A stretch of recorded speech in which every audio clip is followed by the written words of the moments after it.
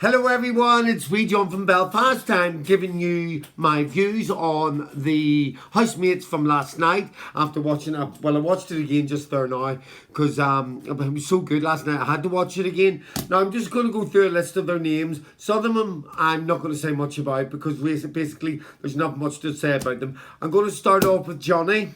Now, Johnny, I have nothing wrote down for Johnny because he hasn't really made an impact on me yet. I think Johnny needs to stay away from Daniel. I know it's a sort of laddish wee group there, but Johnny needs to get away from Daniel. Maybe Johnny will come out of himself a bit more. Speaking of Daniel, Daniel, he's not that intelligent. He seems to be like a one-trick pony. He keeps slipping in, going into his character of, of his previous history of all his sleazy comments and things, and then he sort of catches himself on. He done a wee bit of Stern as well when he came back into the bathroom when Courtney was getting Andrew ready for drag. He was doing a bit of shit Stern. Oh, India's not happy and all. He shouldn't have just done that. He shouldn't have told them to. He should have just let them get on with it and let India deal with whatever came. It was really none of his business. Now, Ashley, there seems to be a lot of chemistry between Ashley and Genuine. I mean, they both don't like Trump, and I'm sure if Genuine knew Katie Hopkins, he wouldn't like Katie Hopkins either. And there just seems to be a lot of chemistry. There's a lot of flirting going on between them. I actually would have preferred Ashley to go with Andrew just because they make such beautiful babies. But Ashley and Genuine, they're looking good together. They're bouncing off each other, and I don't mean literally, but that can come because there's a lot of flirtiness there. So we'll keep watching that, but I'm liking the way them two are getting on. It's quite nice to see a nice genuine couple. Well, it looks genuine anyway. Genuine, get me. Listen, Rachel. I've got Rachel down here now. I was a bit annoyed with Rachel when she went up close to Andrew when he had the full drag on. Then she would step back and said to Courtney, I think it looks better from a distance. Rachel, so do you, loved. How about going to China? Maybe you'd look better then.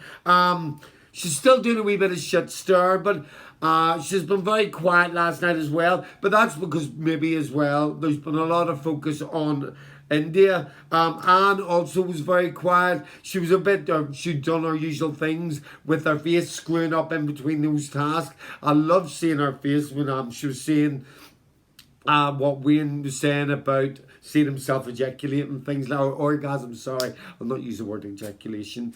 But Anne's face just screwed up. I love Anne. I mean, a lot of people won't like her. A lot of people will think she's a bore. But I think Anne does bring a lot of the house, and she has sort of got respect of some of the younger ones where they're holding back saying things, and maybe that's nice that they're looking up to an older generation person and looking after her views. But it doesn't matter what they do anyway. Nobody's going to change Anne's views, and that's what I like about Anne. Now, Andrew, I've got Andrew on top of my list here. I just absolutely love Andrew. He was first to put his hand up to go into drag. He admits he's camp. He's comfortable with his own sexuality. He's absolutely gorgeous. And as I said last night, I didn't think I would like him because I didn't like him in The Apprentice. But he is coming off so well. And the fact last night when they were having the wee debate after he took his makeup down off, that he said the end, fuck you, and then just walked off. I mean, that's the best way to deal with her. Just don't give her any pleasing or argument. Just get up and walk off. And who else done that was Malika. Now, I really like what Malika done too. And she actually said before, if you don't like it, go, get off stage, go to the stage door to the left. I mean, that's exactly what she done. She stood by what she said. She didn't like the way India was getting on, so she got up and took herself out of the situation. Now, she didn't go into the bedroom to the girls, but she was only telling the older girls what was getting on, which way India was getting on. But I do respect the fact because I think if Malika had stayed there any longer, she's going to give it to India, which probably is what India needs. Now, I'm going to talk about India a wee second. Now, I'm not going to go on about the whole transgender thing because we've known about it and we've heard about it. But what we've got to remember, see, India is a good fan of the show. She's been on Bots, and she actually was very nice on Bots. And you will have to remember, in previous Big Brothers, there's always been a villain. There's always somebody playing the game. Now, what I think India's fault here is she's put all her cards on the table at once, and this seems to be, and she doesn't know what the audience outside are thinking. So maybe once she hears the reaction on Friday, or people booing her or whatever, she might change her game plan. She might wind it back in again. At the moment, she's all guns blazing. She wants to play the enemy. She is playing a game. After all, we'll have to remember as well, it is Big Brother. So I'm not going to go on about the whole gender issue. I think we're all sick and done and tired of it.